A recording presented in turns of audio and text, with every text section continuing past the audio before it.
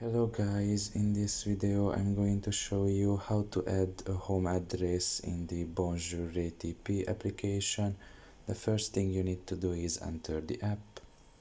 Once you are done with that and you are in the home page, you can see here the home option. Just press on it and here you can just write in your address, like a city name for example, and you can just select it here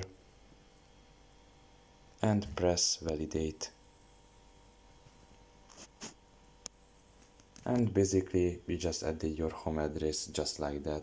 It's pretty easy to do. All you have to do, just like I said, just go to the home option, write in basically the city name or the starting letter of your city name, and more than likely it's going to show you already the option that you need, and just select it and that's it. You just added your home address.